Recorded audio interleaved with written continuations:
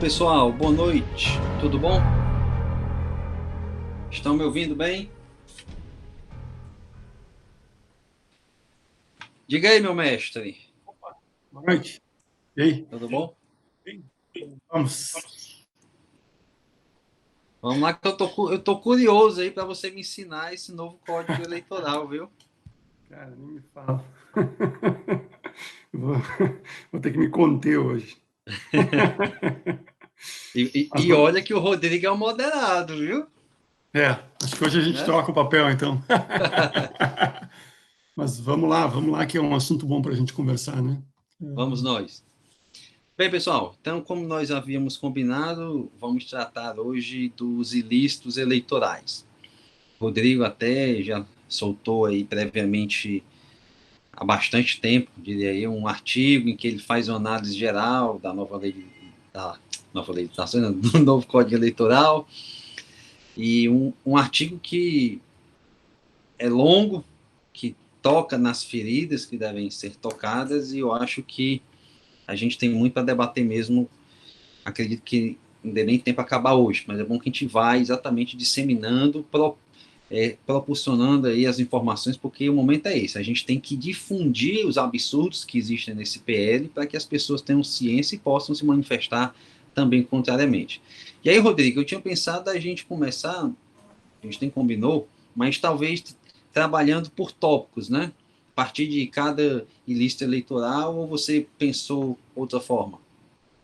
Não, pode ser, pode ser. Eu acho que é importante, né, Igor e colegas, primeiro, talvez valha a pena isso, é falar um pouco da questão da forma do projeto de lei, né? Foge um pouco da abordagem, mas o que me choca mais, o que me deixa mais perplexo, na verdade, foi o modus operandi, né, para que esse código eleitoral venha a ser aprovado. Basicamente, são 902 artigos que tiveram na Câmara dos Deputados 23 dias, né, entre o protocolo e o pedido de urgência. 23 dias para analisar 902 artigos sem que fosse instalada uma comissão especial. Isso fere o artigo 217 do regimento interno, né, que diz que para projetos de código tem que ter comissão especial. Então, basicamente, o presidente da casa escolheu a deputada Margarete, que é uma deputada que entende de direito eleitoral, porque é da área, enfim. Ela criou o grupo de trabalho particular dela, não se cria uma comissão especial, que exigiria a participação paritária dos partidos, enfim. Se fez várias conversas na Câmara dos Deputados, que se denominou audiências públicas, né, sobre temas em abstrato. Eu participei de uma delas até, Igor, e na verdade, assim, você vai lá falar sobre 5 minutos sobre um tema, captação de sufrágio, por exemplo, e você fala em abstrato, porque não tem texto posto. Então, se fez várias dessas, entre aspas, audiências públicas, onde eram monólogos de 5 minutos, porque não se concluía absolutamente nada, e depois do texto posto, zero debate. Depois do texto posto não teve nenhum debate, absolutamente nenhum. E mais, se vocês forem hoje no site da Câmara, pelo menos eu fui na terça, hoje eu não fui, para ser mais preciso, não se acha sequer o projeto de lei atualizado. Então, a minha pergunta é, vocês acham que um código, com 902 artigos, se fosse um código de processo civil, ou penal, ou civil, seria aprovado com essa pressa na Câmara dos Deputados, ou isso está sendo votado de modo apressado porque existe uma lógica, a lógica do legislador eleitoral. Quem faz as regras eleitorais é quem se beneficia dela. Então, é essa atitude perversa, digamos, de aprovação formal do código, que me deixa um tanto quanto chocado. Essa negativa de espaço para debater, esse óbice, né, essa espécie de blindagem em relação ao texto. Igor ficou 22, 23 dias na Câmara dos Deputados e a cada semana mudava um ou dois artigos. Então, esse escrito que você falou, que eu fiz sobre a segunda versão. Já tem 5 versões. E a gente não consegue acompanhar, porque 902 artigos mudando toda semana, só se a gente parar de fazer tudo para ficar lendo tal código eleitoral. Então, assim, era só essa abertura que até é o objeto do mandado de segurança, né, que está lá no Supremo, enfim, que me leva a fazer essa análise preliminar. Eu nunca vi na minha história jurídica e na história recente do Brasil tanto atropelo num único projeto de lei. A quem interessa isso é a pergunta e eu te devolvo. A gente pode começar, eu acho, a partir da captação de lista de gastos lá e vai artigo por artigo. Isso. E complementando o que você muito bem colocou aí sobre os interesses não revelados explicitamente, outro fato é a nova lei de licitações, uma lei que impacta diretamente a vida pública, foi aprovada depois de quase uma década de debates, com vigência imediata, mas com possibilidade de uso da lei antiga por 2 anos, exatamente para permitir a maturação. O CPC em 2015 foi aprovado, após amplo debate, com 1 ano de vacatio legis. Eu acho que vai ser o primeiro código na história do direito brasileiro pós-88 que nós não teremos vacatio legis. Código Civil de 2002, lembro-me bem, estava na faculdade, 1 ano, salvo engano, de vacatio legis. Então, isso tudo, somatório de fatores, é muito indicativo. Ninguém aqui é criança, todo mundo sabe o que está por trás. Porque as regras que vão ser aprovadas a toque de caixa vão beneficiar e permitir exatamente a impunidade da eleição de vários que vão votar e concorrer em 2022. Por que não aprova isso e espera para 2024? O que custa esperar isso daí para votar com calma para valer em 2024? Por que esse desespero? Ainda mais no movimento de tensão que nós vivemos. Ainda tem isso, viu, Rodrigo? Nós temos hoje, bem ou mal, uma legislação deficitária, sem sombra de dúvidas. Uma legislação que muitas vezes deixa a desejar, sem sombra de dúvidas.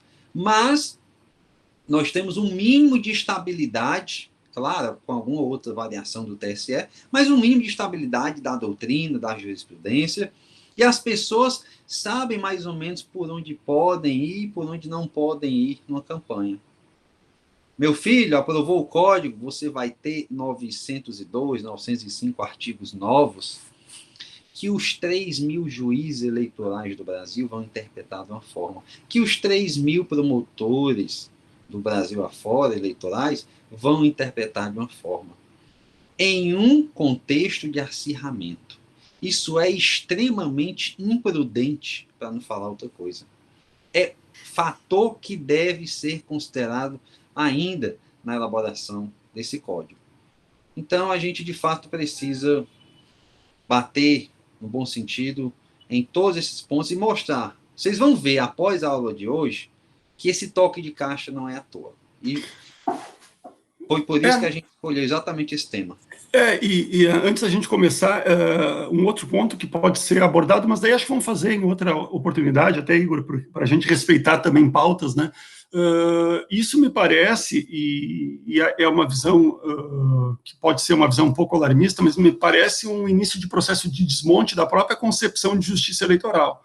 Por quê? Porque se desidrata completamente a função consultiva da justiça eleitoral, porque se reduz o poder de polícia apenas à propaganda eleitoral, porque se estabelece óbices à justiça eleitoral de julgar a prestação de contas partidárias, porque se estabelece o agravo de instrumento nas ações cassatórias que vai levar, inevitavelmente, a mandatos serem transcorridos sem ter julgamento. Então, observa que ele vai minando assim, aspectos centrais da prestação jurisdicional da justiça eleitoral. Isso me parece o primeiro passo para algo que vem mais adiante, que é, de fato, acabar com o atual sistema de controle jurisdicional da justiça eleitoral. Parece um exagero, mas eu visualizo que isso é o início do fim do atual sistema de controle jurisdicional que nós temos. Eu já não vou mais falar sobre isso, acho que a gente tem que falar sobre o tema agora. Eu falei que ia me controlar, então eu já vou aqui até dar mute aqui, você começa falando aí e eu vou depois falar. A gente pode começar então pelo 613, minha sugestão aí. Vamos, beleza. Para você ver como as redações são diversas. A redação que eu tenho aqui, o último, é 614, a captação ilícita de recurso. Tá, mas pode ser. Pronto. Mas eu, então vou inverter. Eu tinha preparado aqui sobre condutas vedadas, captação ilícita, eu vou falar sobre captação... Amigo, você começa e eu vou, Pronto, vou na vibe, show. tranquilo. Então, meus amigos, vejam, um dos ilícitos que todos nós conhecemos é a captação ilícita de sufrágio, hoje no artigo 41A da Lei 9.504/97, que é, sem sombra de dúvidas, o instrumento da máxima efetividade de combate à corrupção. E por que é a máxima efetividade? Porque se você pega um indivíduo doando, oferecendo, prometendo algo em troca do voto ou da sua abstenção, desde o seu pedido de registro de candidatura até o dia da eleição, comprou 1, comprou 10, comprou 20, comprou 100 votos, não interessa, ele vai ser cassado da mesma forma. Então, é uma ação poderosíssima, uma ação importantíssima, e que no novo projeto aí, do novo Código Eleitoral, sofre algumas modificações, uma positiva, mas que pode ser melhorada, até botei no grupo, e outras ruins.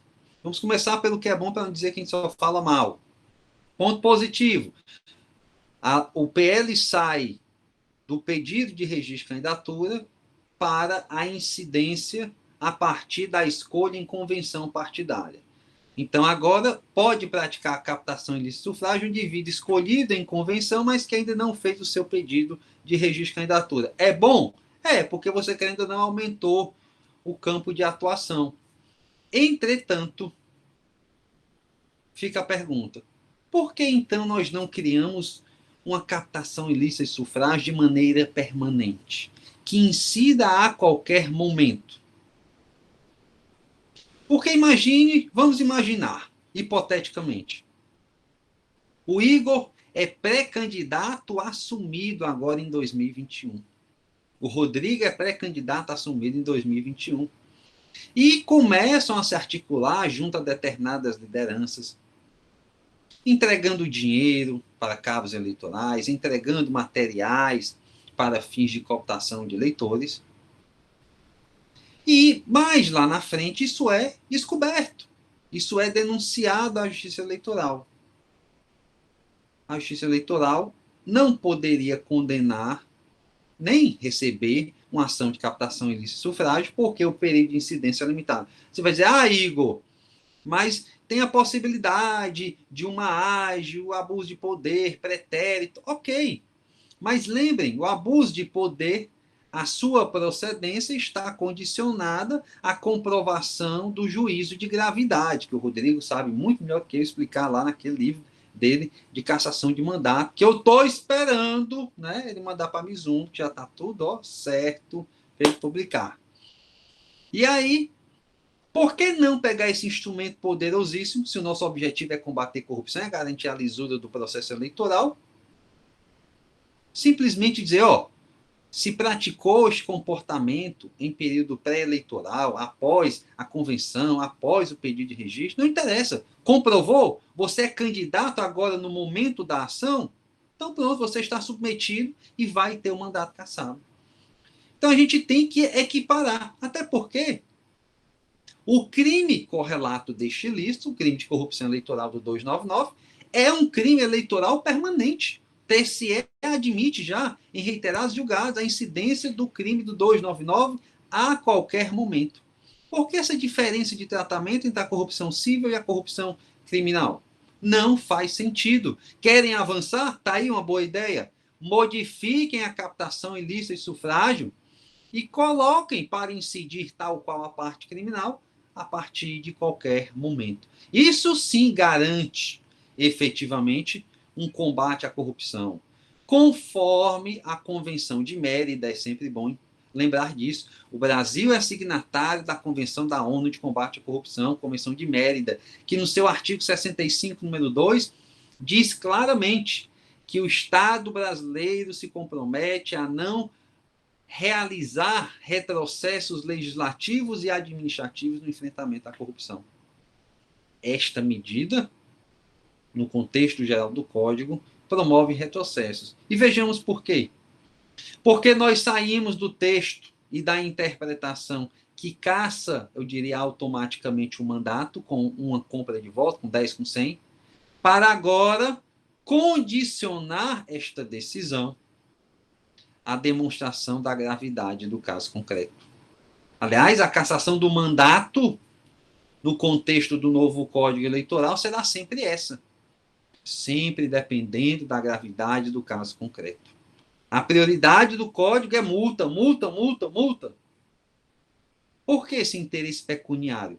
Político tem que ter medo de ter o seu mandato cassado, se estiver praticando irregularidades, e não de pagar, muitas vezes com dinheiro, né, que a gente sabe de onde vem. Diga lá, meu amigo. Você tá ironia, não, a ironia é que a multa também ela não tem nenhum mais efeito negativo na esfera jurídica do candidato. Por quê? Porque eles fizeram uma alteração nesse projeto no sentido de que o conceito de quitação eleitoral ele continua igual ao atual, artigo 11, parágrafo 7º, então exige, por exemplo, adequação aos débitos por parte dos candidatos, mas o novo código tem a seguinte ressalva, que se o candidato tiver débitos não pagos, enfim, não tiver quitação eleitoral, isso não afasta o seu direito de elegibilidade. Então, observem que se trabalhou sistematicamente. Quem fez o projeto conhece direito eleitoral, não tenha dúvida. Conhece direito eleitoral. E aí colocou, como você me disse no privado esses dias, várias cascas de banana, né, no caminho. Então, observem que, ainda que haja uma sanção pecuniária, e a regra é sanção pecuniária, se ela não for paga, né, não vai ter nenhum efeito negativo na esfera de elegibilidade.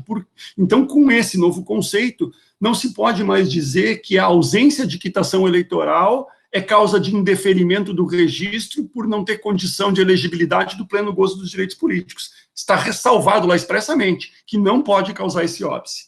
Eu queria só, amigo, aproveitar e fazer duas observações sobre isso que você fala da captação de sufrágio, e até para fazer um diálogo, né, com aquilo que você já bem colocou.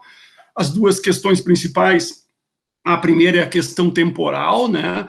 Eu acho que uma outra medida positiva do 41A, para dizer que a gente também não é só o do contra, né, é a exclusão da expressão candidato, né, então constitui captação de sufrágio, não tem mais candidato, então com isso se permite que qualquer pessoa, né, inclusive o terceiro não candidato que pratique o ato possa responder.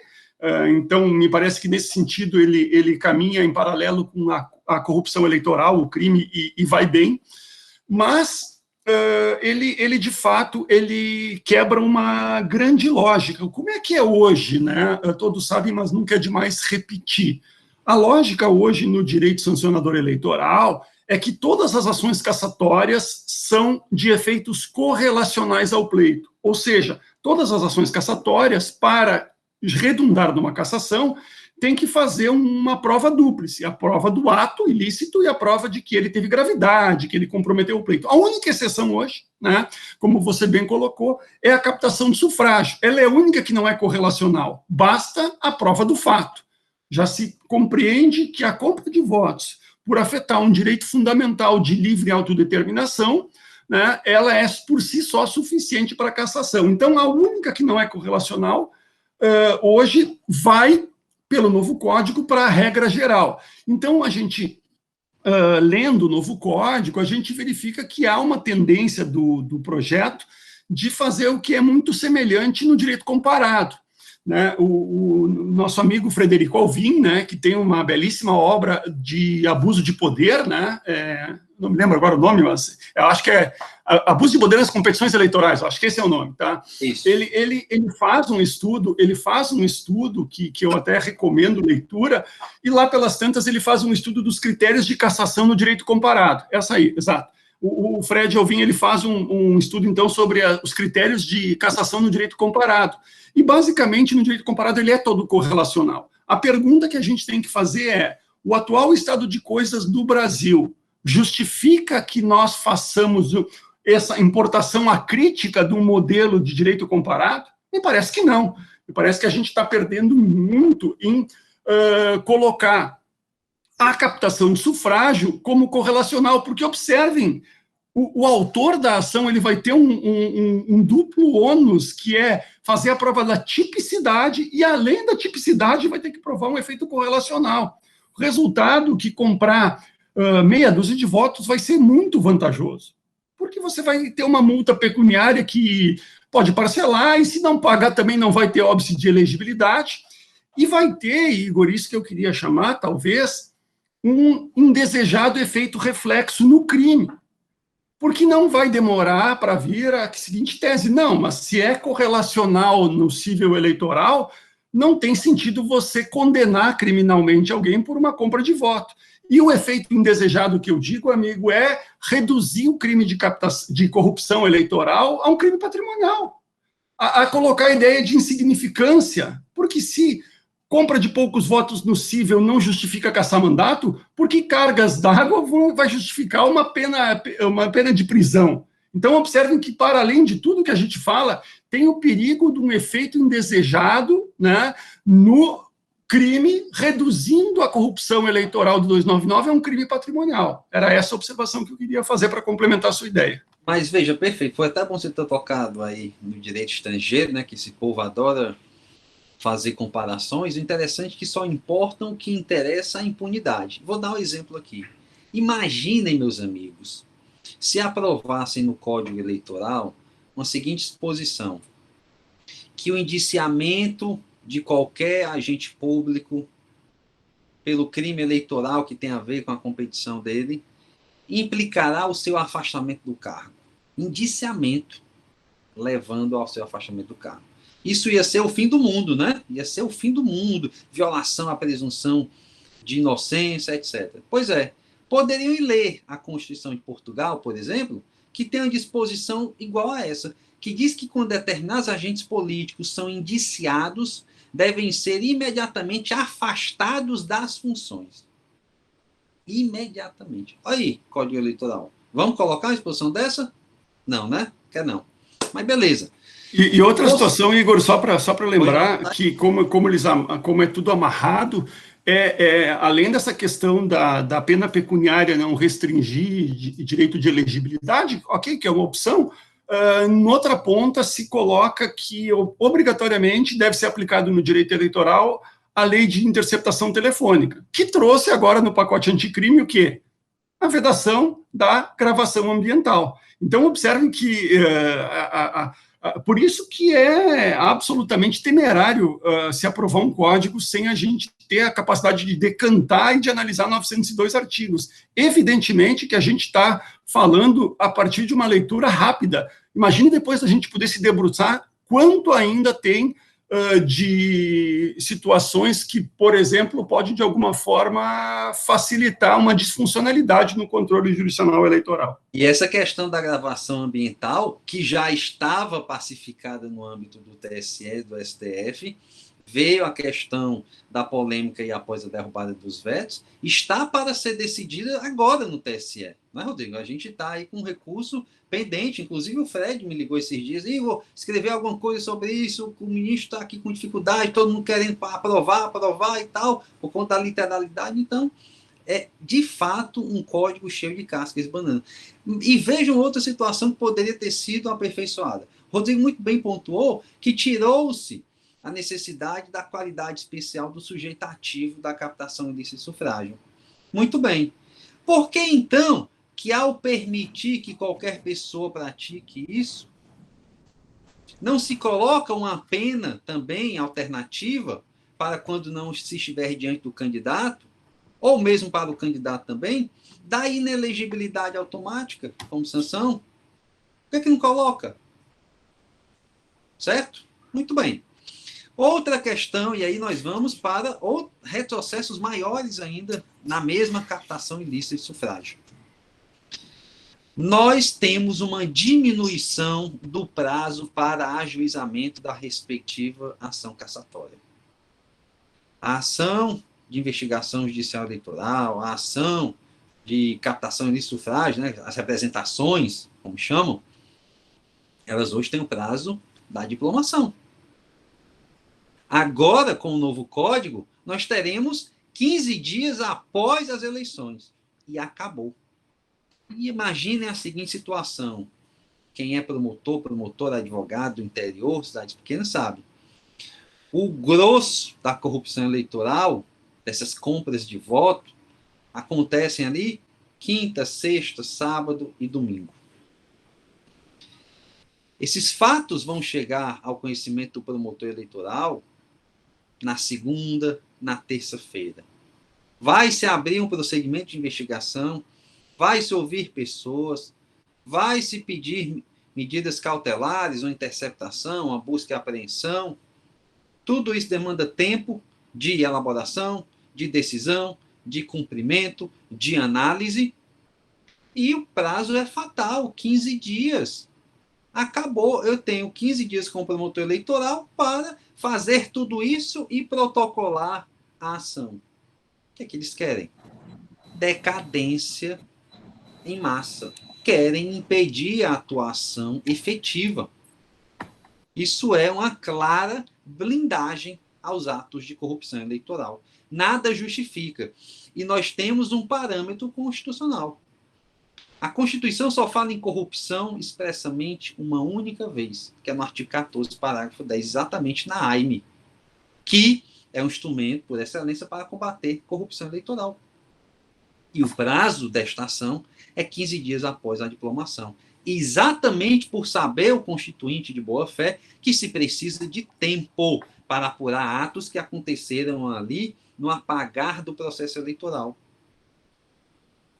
Por que você não equipara os prazos? Se eu estou falando de cassação, se eu estou falando de permitir o exercício do contraditório, da ampla defesa por parte de quem está sendo investigado, se eu estou a exigir que as autoridades, delegados, juízes, promotores, só atuem com justa causa madura, garantindo aí também a imagem dos políticos denunciados, por que a gente não deixa esse prazo tudo igual? 15 dias após a diplomação?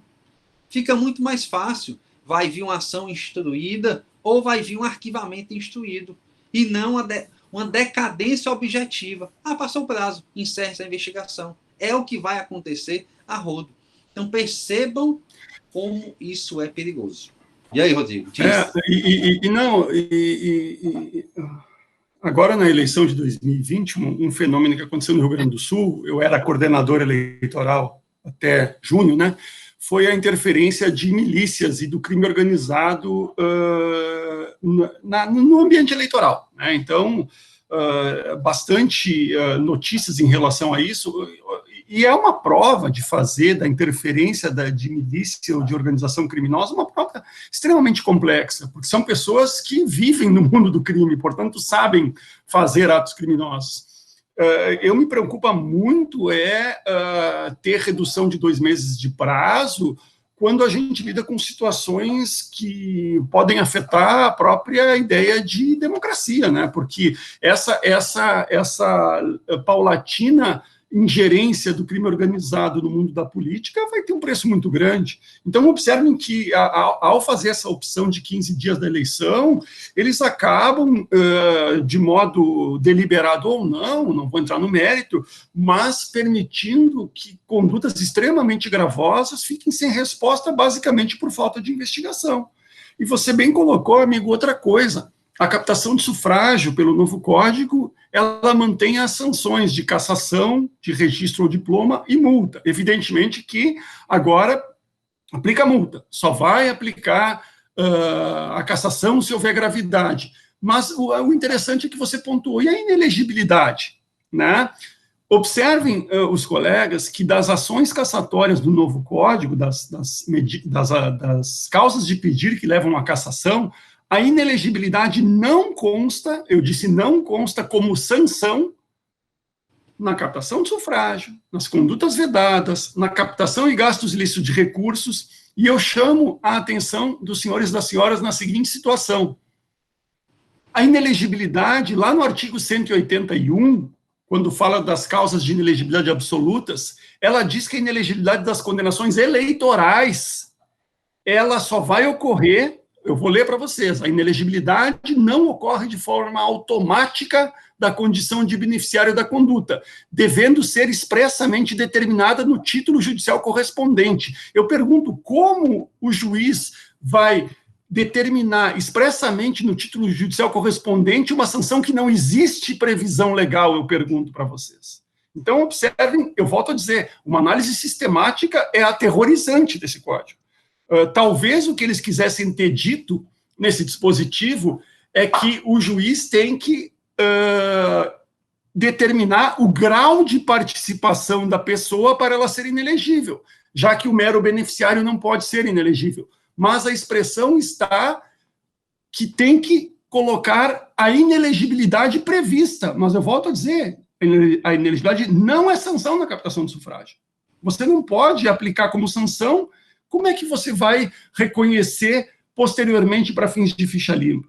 Observe, é captação de sufrágio, é condutas vedadas, é a captação ilícitas e gastos, é a fraude, tudo isso tem o mesmo, digamos assim, a mesma antinomia, o mesmo vazio normativo. É porque isso não acontece nas eleições, entendeu? Eles fizeram um estudo estatístico e perceberam que isso não acontece, então não precisa ter essa sanção. Acho que é por aí. Mas vejam, meus amigos, para a gente acabar a captação ilícita e sufrágio, tem outra situação que me chamou muita atenção. Essa, quando eu ri, eu disse, meu Deus do céu, realmente a coisa não é séria. Eu estava até mais comedido, sabe? E eu vendo o Rodrigo nas redes sociais, indignado e postando. Eu disse, rapaz, isso não tá certo. O Rodrigo é um cara muito equilibrado, é um cara assim, ponderado. Ele tá assim, indignado. Eu disse, eu vou ler esse código. Aí, tu não me chama de desequilibrado, né? Eu disse, você é equilibrado. E aí, eu disse, eu vou começar pelos ilícitos eleitorais. Quando eu li 5 minutos, eu me lembro, eu disse, rapaz, isso é uma esculhambação mesmo, a gente tem que bater pesado. Aí, vamos fazer. E quando eu fui ler a AIME, meus amigos, percebam o golpe. A Constituição diz no 14, parágrafo 10, que cabe AIME em caso de abuso, poder econômico, corrupção e fraude. A interpretação dada pelo TSE à expressão corrupção sempre foi de maneira ampla, a abranger todo e qualquer tipo de ilícito. Captação ilícita e sufrágio, conduta vedada, aí o uso da máquina pública, qualquer fraude à cota de gênero, aí caia na fraude às vezes. Tudo isso era possível. E aí o que diz agora o código? Olha só quando chega aqui no 600... deixa eu só achar aqui. Abuso de poder político, tá aqui. No artigo 629, bem, pelo menos da versão que eu tenho, né? Considera-se corrupção toda prática antijurídica empreendida com o objetivo de controlar, mediante o oferecimento de compensação material ou imaterial, o comportamento de eleitores, candidatos, adversários e autoridades ou servidores da Justiça Eleitoral.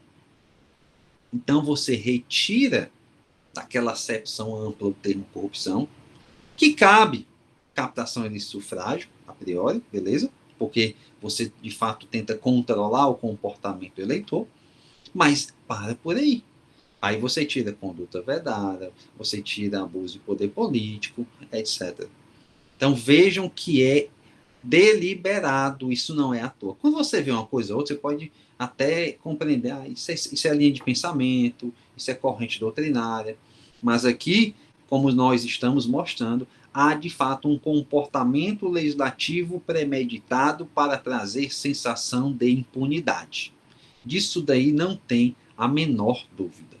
Então, eu acho que... E, amigo, e para acrescentar, né, vamos admitir que o TSE tem um entendimento diferente, né, que esse entendimento que você falou, que toda conduta tendente a conspurcar a legitimidade não é corrupção, que a corrupção é exatamente esse conceito que está aí no código. Vamos admitir isso hipoteticamente.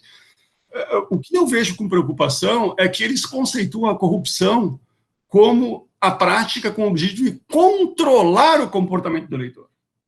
Eu tenho medo que a expressão controlar seja de tal forma interpretada que permita como lícitas condutas outras que, por exemplo, de algum modo interfiram na livre vontade do eleitor, mas sem um controle dele.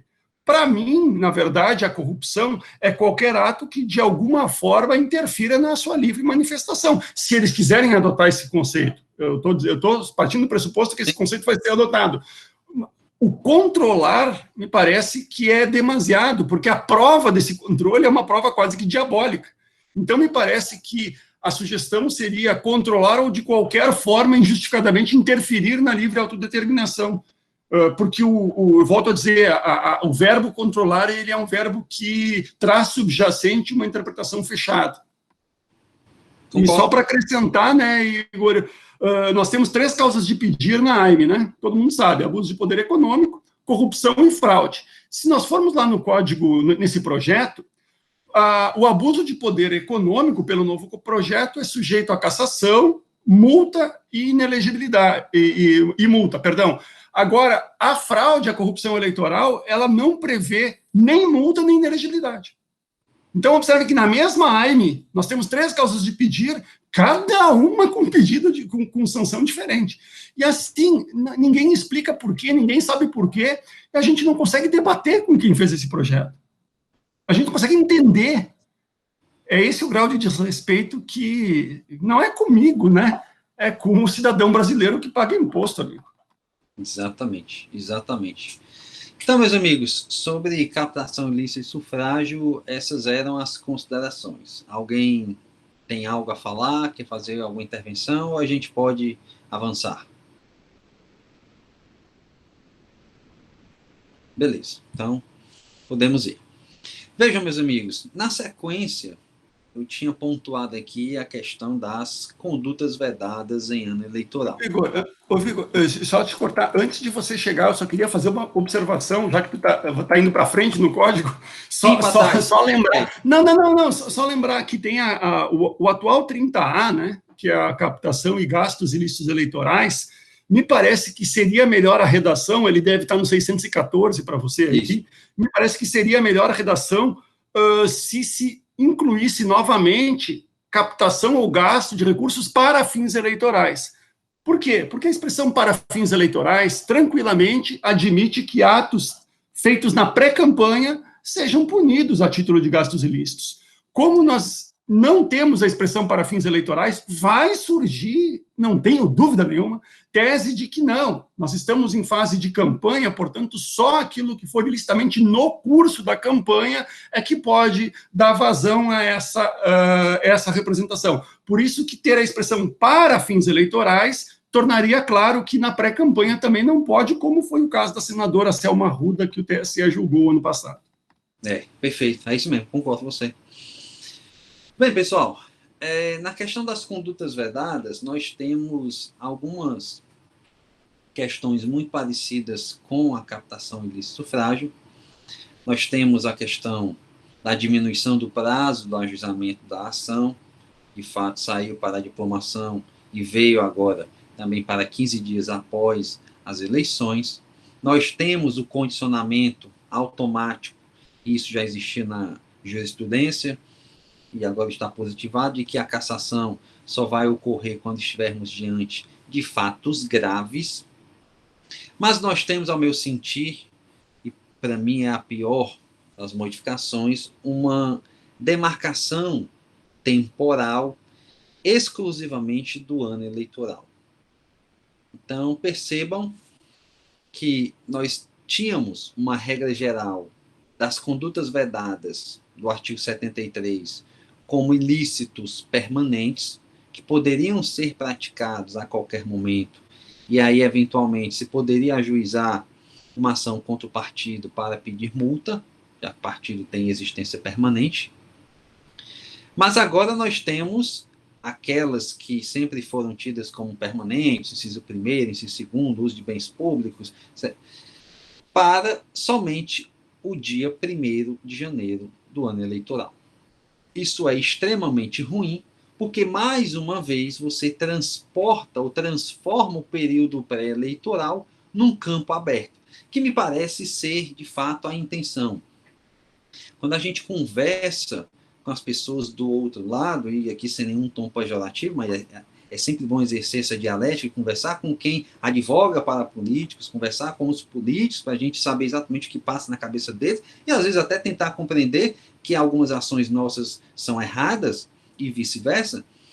Mas o sentimento que eu consigo extrair, se o Rodrigo tiver outro também, pode me corrigir, por favor, é que eles acreditam que de fato a pré-campanha deve ser um campo aberto.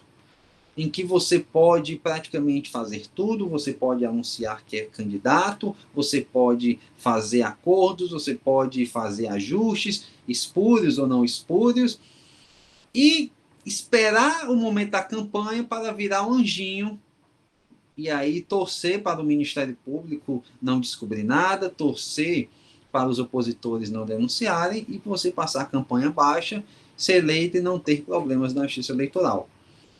Quando a mim parece que tem que ser exatamente o contrário. Eu acho que nós não podemos impedir os políticos de fazer política.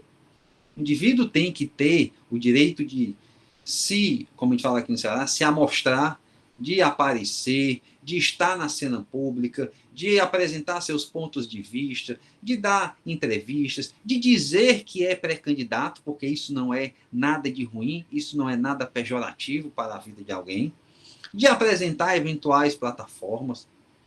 Acho até que não tem nada de mais a pessoa pedir voto antecipadamente, licitamente, desde que não seja uma situação em que ele está tendo um tratamento beneficiado, como, por exemplo, o cara vai para o principal programa da Rede Globo, que ainda tem, querendo ou não, um grande ibope, e aí só ele tem esse espaço e fica pedindo voto a partir de uma entrevista dele. Isso, para mim, deve ser proibido, mas o cara no dia a dia, na conversa com o seu eleitor, com a sua comunidade, se ele pode apresentar as plataformas, se ele pode dizer que tem ensino com coisa, ele não pode pedir voto. Isso é besteira. Ele não pode mercadejar a intenção do voto. Ele não pode fazer compromissos patrimoniais ou pós-eleição exatamente para capitalizar-se eleitoralmente. Então a gente precisa trazer para a pré-campanha limites e não transformá-la no campo aberto. Porque isso permite, de fato, eu até uso essa expressão no meu livro, que a eleição vire um jogo de vale tudo em que a única vergonha é de perder. Não é isso que nós queremos. Nós queremos um processo democrático amplo, nós queremos um espaço de discussão, nós queremos os políticos apresentando suas plataformas pré e de campanha, mas nós precisamos um mínimo de controle. Imaginem os senhores que dizer que o indivíduo usar bem público em ano pré-eleitoral, isso não configura conduta vedada. Fica por isso mesmo. Por quê? Ele usou 1, 2, 3 bens públicos, ou em 3 situações ele usou um bem público para fins eleitorais. Isso não vai cair lá nas circunstâncias que caracterizam gravidade apta a gerar a cassação. Muito dificilmente. Então vai virar um nada, um indiferente eleitoral. É mais um retrocesso que a gente não pode deixar passar. E quando a gente faz o contraponto dessas condutas vedadas com a parte criminal, aí é que fica mais escancarado. Vocês vão lembrar aqui, quando nós falamos do artigo 377 do Código Eleitoral, que hoje permite que a Justiça Eleitoral, a qualquer tempo, e não somente no ano eleitoral, faça sustar exatamente o uso da máquina pública em favor de qualquer partido ou entidade de caráter partidário. Não existe disposição criminal nesse sentido. Foi retirada. Então, de fato, usar bem público em ano pré-eleitoral, usa 1, 2, 3, está liberado. É um indiferente eleitoral, porque não se tem como ajuizar e apenar, seja no cível, seja no criminal eleitoral. Ok, vai ser improbidade administrativa, se for prefeito vai ser crime de responsabilidade, mas a gente está tratando da tutela eleitoral. E nada ou ninguém tem mais excelência do que a própria Justiça Eleitoral para fazer esse controle. O primeiro controle tem que ser pela Justiça Eleitoral. Então, nós temos que tentar chamar atenção para isso. Condutas vedadas têm que ter o máximo de amplitude, porque a máquina pública não é só usada no ano eleitoral. Muitas vezes, o ano pré-eleitoral é que, de fato, começa. Ou não é raro você pegar o gestor que vai ser candidato e começar uma superexposição na publicidade institucional no ano anterior já. Tudo que vai acontecer está lá a cara, o rosto do indivíduo. Então, a gente precisa atentar para também esta modificação, que para mim é a mais grave nas condutas vedadas.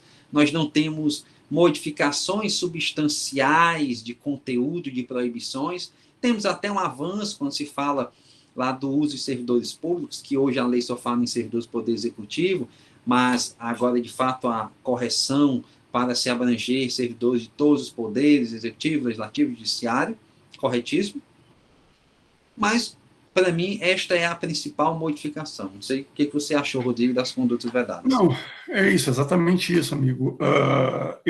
O legislador andou bem em tirar a expressão do Poder Executivo, do inciso terceiro atual, né? O inciso terceiro atual, ele fala justamente do uso de servidores em campanha, ele diz que é vedado usar do Poder Executivo. Havia crítica doutrinária em cima disso, e o legislador, suprimindo, então, a expressão do Poder Executivo, fica uma vedação ampla, né? Todo e qualquer servidor público, né? Acho que isso é um avanço. E eu adiro a sua crítica em relação às condutas vedadas atemporais, né, aquelas que ocorrem a qualquer tempo, que são as atuais dos incisos 1 a 4. O inciso 1 é o uso de bens da administração, o inciso 2 é o excesso nas prerrogativas, o inciso 3º, uso de servidores, e o 4º é o uso promocional da distribuição gratuita de bens. Essas quatro condutas hoje, elas são consideradas atemporais, ou seja, elas não têm limite de tempo, e eu trago até aqui para reflexão que uma das últimas ações do Dr. Renato Bril de Góes como vice-procurador-geral eleitoral foi justamente ajuizar uma representação de propaganda eleitoral antecipada, acumulada com conduta vedada contra o atual presidente da República e o Silas Malafaia também. Eu não me lembro quem são os outros, mas eu lembro que esses dois estão na ação, e o fato ocorreu em junho desse ano. Era uma entrega de distribuição de títulos de propriedade feita pela Caixa Federal, lá no estado do Pará, onde houve uma transmissão pela TV Brasil. Então, a empresa brasileira, a EBC, né, a Empresa Brasileira de Comunicação, fez a transmissão. Então, observem, eram servidores públicos, era TV pública, e nesse evento... Oficial. Exato, ato oficial. E nesse evento ele recebe uma camisa, né, com a bandeira do Brasil, aquela coisa que todo mundo já conhece, e é o melhor já ele se acostumando, Bolsonaro 2022, enfim, e isso leva, então, o procurador a ajuizar essa representação, e é isso, o TSE em breve vai se debater uma tese que ele não tinha ainda debatido, né, porque existem várias decisões, se eu tiver errado, você me corrige, você que tem um livro de condutas vedadas aí e sabe tudo sobre, né, amigo, mas assim, eu conheço vários precedentes falando que as condutas dos incisos 1 a 4 podem ocorrer a qualquer tempo, mas eu não lembro do TSE, pelo Pleno, decidir sobre conduta vedada fora do ano eleitoral. Pelo que eu saiba, ia ser a primeira vez que ele ia se debater sobre esse tema específico. E agora me parece que o novo código já vem no sentido contrário. Por que eu acho, só para acabar a minha reflexão, que as condutas vedadas, algumas delas pelo menos, essas 4 devem ser atemporais, porque me parece que nós temos que trabalhar com uma espécie de coerência lógico-normativa, ou seja, se defende, e eu sou um defensor, que o período de pré-campanha tem que ter o máximo de liberdades em relação às comunicações entre o eleitor e o candidato, então eu sou um simpático à tese de que as propagandas antecipadas devem ser restringidas, aquilo que não importa em gasto, aquilo que me parece que é algo acessível a todos. Eu não vejo problema nenhum de a pessoa, antes do registro de candidatura, dizer o porquê que quer ser candidato, o que pretende fazer. Eu acho que isso só contribui né, com o amadurecimento do regime democrático. Evidentemente, eu não estou aqui falando de desinformação e de ofensa, estou falando daquela comunicação propositiva, né? Então, se nós temos a ideia de que o período de pré-campanha tem que ter o período de maior liberdade, no sentido de comunicação pré-candidatos eleitores, maior liberdade exige a maior transparência e responsabilidade. Então, se eu estou, de um lado, permitindo uma comunicação tanto quanto mais ampla, me parece que é direito de todo eleitor saber quem está financiando também eventuais gastos que ocorram nesse período de pré-campanha. Eu não vejo como razoável que só a partir do momento que o candidato registra a sua candidatura é que ele passa a ter uma responsabilidade em relação à transparência de sua conduta. Me parece que não, me parece que o período de pré-campanha há uma obrigação do pré-candidato de ter transparência em relação a tudo aquilo que ele fez da pré-campanha, inclusive eventuais gastos. O eleitor não pode ser obstado de ter conhecimento em relação a quem está custeando eventual gasto de pré-campanha. Nesse sentido, me parece que é também por isso que as condutas vedadas têm que ser atemporais, no sentido de que maior liberdade traz mais transparência, mas também traz mais responsabilidade. Exatamente, exatamente. E aí, meus amigos, percebam, aqui pela adiantada da hora, não vai dar para a gente falar de outra lista eleitoral, mas eu queria finalizar deixando bem claro exatamente esse ponto que nós enfatizamos muito na aula de hoje. Somente haverá cassação de mandato em todo e qualquer ilícito se comprovada a gravidade. Isso já é na AIME, ok. Entretanto, há modificações redacionais que podem dar ensejo a interpretações que vão também trazer retrocessos. Vou mostrar aqui uma situação. Pensemos no abuso de poder político, em que, de fato, ou abuso de poder econômico, em que você, demonstrado que aquele comportamento foi grave o suficiente para macular a igualdade de oportunidades, foi grave o suficiente para macular a lisura do processo eleitoral, eu não preciso comprovar, por exemplo, a participação, a ciência do candidato beneficiado para que isto gere a sua cassação. Eu só preciso demonstrar esta ciência e participação para que a ele seja imputada a inelegibilidade. Beleza? Então, nós temos aqui 2 cenários tranquilos. Para cassar, você não precisa participar nem saber. Para ser declarado inelegível, você precisa. O que é que o PL faz? Lá, no 631, na redação que eu tenho, diz: o exame da gravidade das circunstâncias a que se refere o artigo anterior deve ser realizado individualizadamente, tendo por referência aspectos quantitativos e qualitativos, o que já é um péssimo dizer, porque falar que a gravidade vai depender de aspecto quantitativo vai trazer, né, Rodrigo, aquela discussão de demonstração da potencialidade de influência no resultado do pleito. Vai ter gente que necessitará comprovação de que comprou-se tantos votos, ou que isso gerou tantos votos a mais. Ok, mas qual foi a diferença, efetivamente, aí do resultado da eleição? Quantitativamente foi irrelevante, portanto, não tem interesse. E eu pergunto também, nós estamos a acabar com a possibilidade de declaração de inelegibilidade de candidato derrotado? Porque é possível uma AIGE contra um candidato derrotado por abuso de poder para que ele sofra a sanção de inelegibilidade. Nós estamos a acabar com isso também? Mas continua o dispositivo, levando-se em consideração, entre outros, os seguintes elementos. 1, a ocorrência de violação manifesta da ordem jurídica. 2, para mim é o mais grave, o comportamento do candidato beneficiado no contexto da prática ilícita. Eu tenho absoluta certeza que esta daqui é a válvula de escape, o Rodrigo e eu até discutimos isso essa semana, para que eles digam, alto lá, antes a lei não dizia nada sobre participação de candidato beneficiado. Agora, a lei diz expressamente que você, promotor, que você, juiz, precisa ponderar o comportamento do candidato beneficiado. Ele não sabia, ele não tinha como saber. Portanto, ele não pode sofrer a sanção drástica por um ato que ele não deu causa. Eu tenho absoluta certeza que esta é mais uma casca de banana.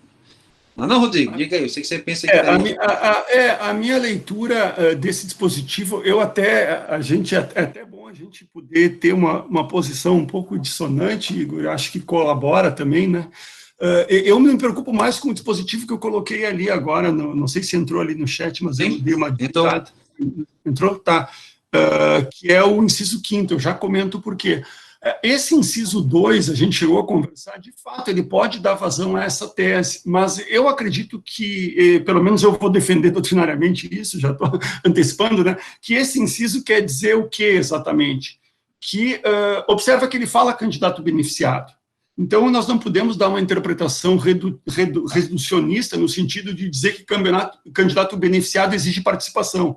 Então, me parece que a interpretação a ser dada a esse inciso 2, que é uma redação que abre espaço para essa tese, eu não tenho dúvida, é no sentido seguinte: quando se diz que deve levar em consideração o comportamento do candidato beneficiado no contexto do ilícito, quer dizer o seguinte: quanto maior a sua participação, tanto mais grave a conduta.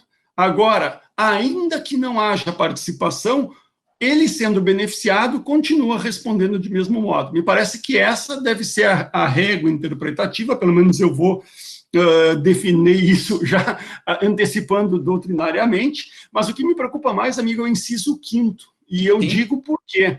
Porque você falou ali na questão dos aspectos quantitativos e qualitativos, vamos nos deparar com a expressão aspectos quantitativos, quantidade de votos. Vamos ler o inciso 5. Um elemento a ser considerado, diz o inciso 5, é a probabilidade do nexo causal entre a conduta ilícita e o resultado da eleição.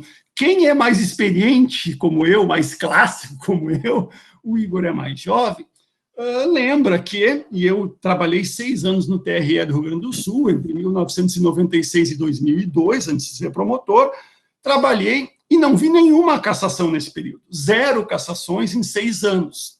Por quê? Porque nós estávamos ainda sob o influxo da interpretação do TSE do início da década de 90. Qual era a interpretação do TSE? Antes de se falar em gravidade das circunstâncias, da lei da ficha limpa, se falava em potencialidade lesiva. Mas antes de se falar de potencialidade lesiva, os mais clássicos vão lembrar, se falava em nexo de causalidade. Nexo de causalidade, colegas, compreendido como o resultado ou a diferença matemática entre o vencedor, o vencido e o número de votos objeto do ilícito. Então, a expressão nexo de causalidade, e esse é o meu temor, eu temo que essa expressão nexo causal ressuscite a tese de que só vai ser possível cassação quando houver uma diferença aritmética bem delineada entre vencedor e vencido. Nexo de causalidade como sinônimo de critério exclusivamente aritmético, diferença de votos. E aí nós voltaríamos a 1992, mais ou menos. Né?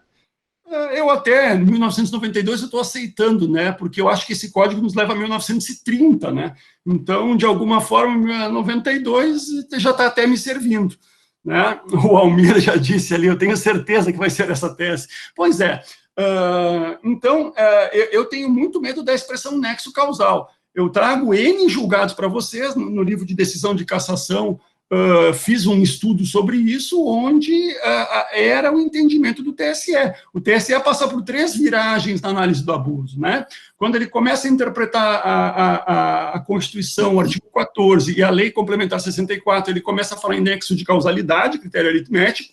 Ele passa, num segundo momento, para a potencialidade lesiva, e num terceiro ele vem para a gravidade, com a lei da ficha limpa. E eu acho que a gente tem aqui um espaço de tese que, não tenho dúvida, né, que vai dar espaço para essa discussão. Pois é, pessoal. Então, hoje nós encerramos por aqui a análise dos ilícitos eleitorais no PL do novo Código Eleitoral. Vimos a questão da captação ilícita de sufrágio, vimos a questão das condutas vedadas em ano eleitoral, vimos os aspectos procedimentais da cassação de mandatos e percebemos que, de fato, existem diversos retrocessos que estão na iminência de serem positivados na legislação brasileira. Essa aula foi exatamente para que nós possamos iniciar esse processo reflexivo de discussão, de debate propositivo, para que todos nós possamos instar quem conhecemos e que, de qualquer forma, possa colaborar com o aperfeiçoamento, que o nosso objetivo aqui, creio eu, tanto nós, como alunos, professores, cidadãos e também os parlamentares, é transformar o Brasil naquele país que o artigo 1º, o artigo 2º e o artigo 3º da Constituição já enunciam desde 1988. Então é isso. Abro aqui a palavra para vocês, se quiserem fazer alguma consideração, E agradeço aí o Rodrigo, diga, amigo. Só para acabar, a gente não abordou um outro aspecto que é interessante, mas só para deixar a lei, quando ele fala do abuso de poder econômico, o projeto diz Deixa para a próxima aula, então. Não, só para dizer, assim, ó, quando fala do abuso de poder econômico, diz que a ação judicial para apuração do abuso de poder econômico deve ser ajuizada 15 dias após a eleição. Só que esquece que a Constituição diz que o abuso de poder econômico é 15 dias após a diplomação. Tem mais essa ainda que a gente acabou não comentando, né, entre tantas outras. Mas era isso, amigo, acho que foi bom, acho que é importante que todos tenham conhecimento do que pode representar esse projeto. Tem alguns avanços, evidentemente, mas o que mais me preocupa hoje, na verdade, é a forma atabalhoada, é esse atropelo, é essa verdadeira patrulhamento que está sendo feito, que faz qualquer pessoa de bom senso desconfiar, né? Quer dizer, não tem nenhum sentido esse tipo de atropelo, então me parece que tudo indica que esse tema deva ser maturado.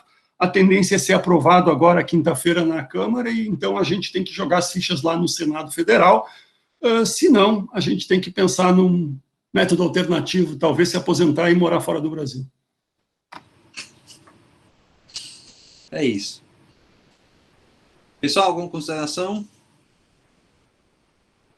Tá todo mundo chocado, não tem nem o que dizer.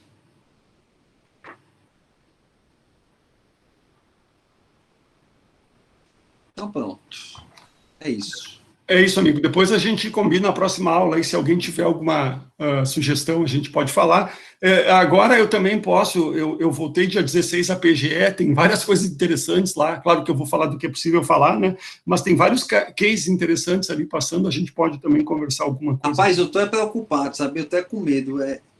Tu falou do negócio do nexo causal, eu acho que eu fiz uma péssima coisa aqui. Na eleição passada, a Procuradora Eleitoral montou um grupo de investigação para auxiliar os promotores eleitorais, e aí eu estava junto com outros colegas, e a gente pegou um caso que envolvia muita gente poderosa no Estado, e esse eu disse, daqui para mim, que esse aqui eu vou conduzir com bem calma, porque de fato precisa. E aí eu sei que a gente conduzia lá a investigação, e na ação eu me dei o trabalho de estimar quantos votos a mais tinham sido comprados. Problema nenhum, amigo. 1.000 votos, não, viu? Problema nenhum. E isso como argumento de reforço é excelente. O que você não pode é erigir esse critério aritmético como o único elemento constitutivo. Baliza, como única baliza. Exatamente. Tem uma pergunta que parece que eles estão falando aí, eu não cheguei a ver. Pergunta do Almir, eu não cheguei a acompanhar. Eu vi aqui no chat aqui. Ele está rindo ali, não entendi. Só quero saber se vamos ter desconto no curso do novo Código Eleitoral e se vamos ganhar o livro do novo Código Eleitoral se esse PL for aprovado. Almir, meu filho, você quer quebrar a gente, né? Você já está fazendo um curso de 6 meses, o curso mais barato do mundo, mas é claro que vocês vão ter desconto. Quem é aluno Mizuno vai ter desconto em tudo, no livro, no curso. Hein, Igor? E que trabalho vai ser comentar isso, hein? Nossa Senhora, nem me diga. Ó, pessoal. 902 artigos. Eu já estou pensando como é que eu vou estruturar, porque os crimes eleitorais de 90 foi para 16. Será que vale a pena manter um livro de crimes? Não vale. Vai ter que incorporar tudo de uma coisa só, né? Não vale. Enfim. Não vale. Mas, ó, o Rodrigão aqui, eu, Rodrigo, já vou adiantar aqui.